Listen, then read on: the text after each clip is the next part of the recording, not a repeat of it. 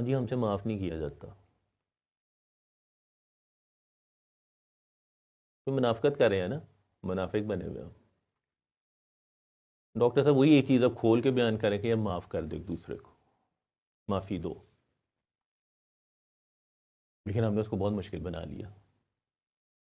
मैं मानता हूँ लाइफ के बहुत टफ फेजेस होते हैं जिसमें माफ़ करना समटाइम बड़ा टफ हो जाता है।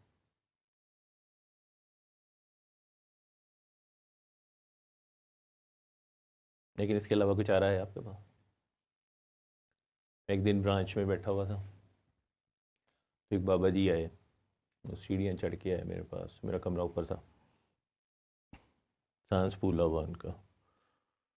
उन्होंने कहा बेटा मेरी 4 बेटी हैं, बस एक बेटी मेरी साथ आई हुई है, तो मेरा हार्ट का मसला है, ये है वो है सारा।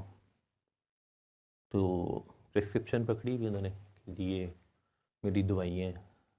मैंने कहा जी आज तो मैं शायद ले दूँगा आपको, हफ्ते बाद क्या करेंगे आप? तो मैंने भी जितना सीखा हुआ है उनको मैंने कहा जी आप अपने भाइयों को माफ़ करें आप लोग।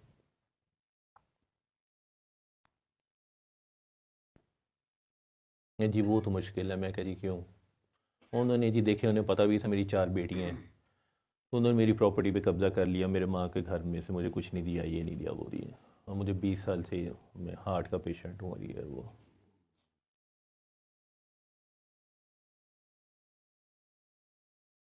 मैं कहा अपना केस वापस लेना।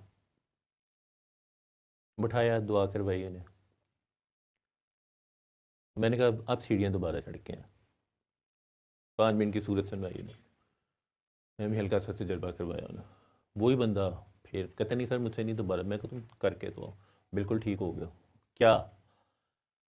कहते जी मैंने बस वो बोझ उतारा आज अपना, जो 20 साल से मैं अपने साथ लिए फिर रहा था। मैं माफ़ नहीं था कर रहा। नमाज तो मैं पढ़ रहा था, सब कुछ था, लेकिन जो आज पढ़ी है ये मैंने पहले नहीं थी पढ़ी। जो अल्लाह आज मुझे मिला, अब उसमें मेरा तो कोई कमाल नहीं उसमें।